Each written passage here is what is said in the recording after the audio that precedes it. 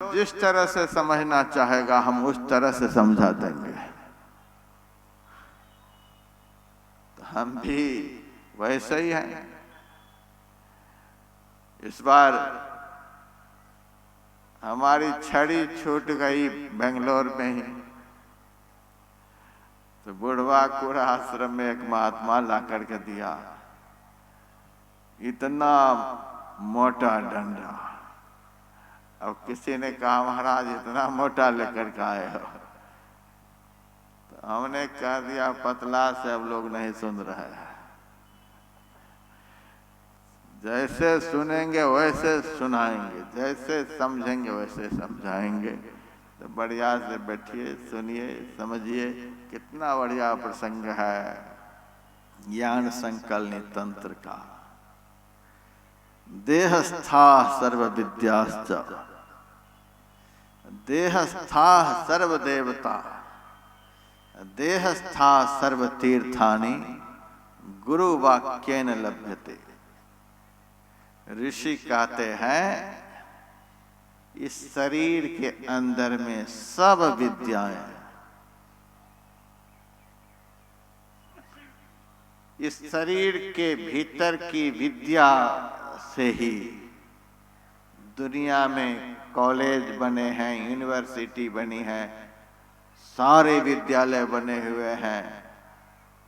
विद्या के जितने भी केंद्र हो सकते हैं वे सब इस शरीर के भीतर से ही निकले हुए हैं।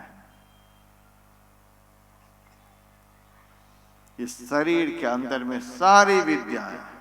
हमारे गुरुदेव तो एक जगह प्रवचन में बोले हैं, मैं अरबी जानता हूँ, फारसी जानता हूँ, उर्दू जानता हूँ, अंग्रेजी जानता हूँ, संस्कृत जानता हूँ, हिंदी जानता हूँ, लेकिन बोलता हूँ अपनी भाषा में। अब देखिए गुरु महाराज सर्वभाषी थे, संत सर्वभाषी होते हैं। इस शरीर के अंदर में सारी विद्याएं हैं।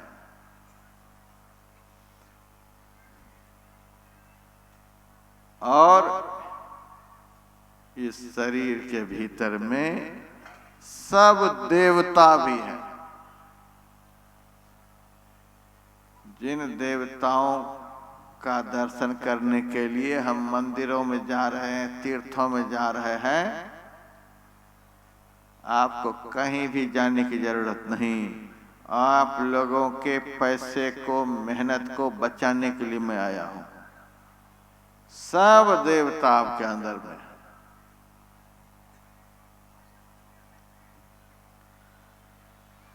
मोटे तौर से आपकी आंखों में सूरज भगवान बैठे हैं, तभी आप देख सुन रहे हैं। आपके कान में 10 दिक्पाल बैठे हुए हैं। आपके मुंह में अग्निदेव बैठे हुए हैं, जीभ में वरुण देव बैठे हुए हैं, नासिका में अश्विनी कुमार बैठे हुए हैं, आपके हाथ में स्वर्ग के राजा इंद्र बैठे हुए हैं, आपके पैर में वैकुंठ के मालिक विष्णु भगवान बैठे हुए। कहिए कहां कहां कितने बड़े बड़े देवता बैठे हैं। शास्त्रों में लिखा हुआ है जहां से मल का त्याग होता है उस स्थान को गुदा चक्र कहते हैं।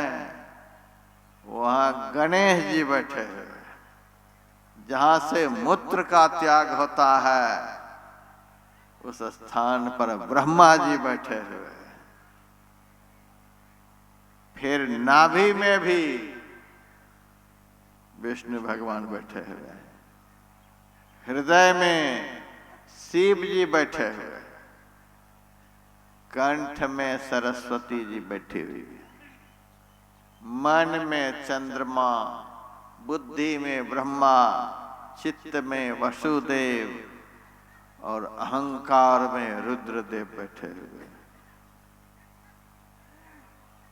7 दीप पृथ्वी 9 खंडा, घट में देखा सकल ब्रह्मंडा। 7 द्वीप 9 खंड, जितने पहाड़ हैं, जंगल हैं, नदियां हैं, समुद्र हैं, लताएं हैं, वनस्पतियां हैं, इस शरीर के भीतर में सब है।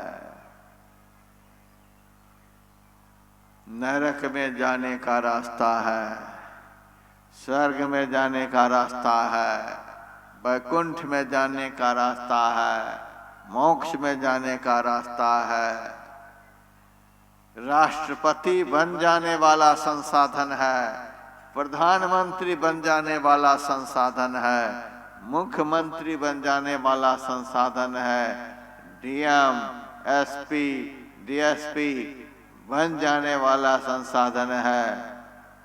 हमारे दीनानाथ बाबू आए हैं, ये वकालत पहले करते थे, वकील बन जाने वाला संसाधन है, जज बन जाने वाला संसाधन है, राक्षस बन जाने वाला संसाधन है, चोर डकैत बन जाने वाला संसाधन है।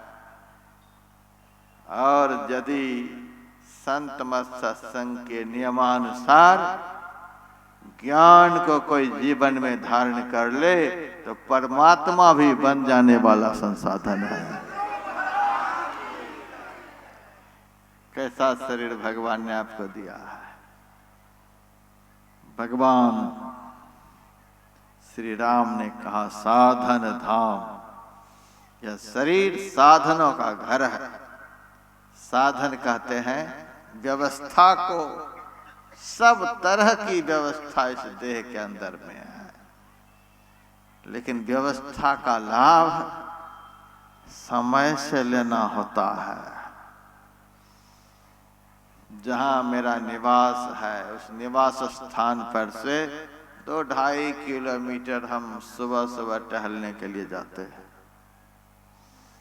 और सड़क के दोनों किनारे देखते हैं। उनको देखिए,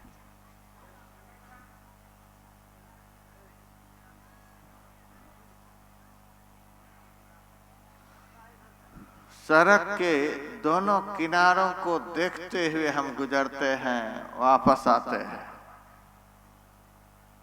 खूब बढ़िया बढ़िया कद्दू लगा हुआ है, खीरा है, तो मक्की है, धनिया है, बहुत कुछ है। और बिजली का भी प्रबंध है और पानी का भी प्रबंध है। इतना प्रबंध होने पर भी यदि किसी की फसल जल जाए तो क्या कहेंगे? व्यवस्था का लाभ नहीं ले पाया। खेत में पानी भी है, बिजली का कनेक्शन भी है, पौधे भी लगे हुए हैं, पानी समय से क्यों नहीं दे रहे हैं?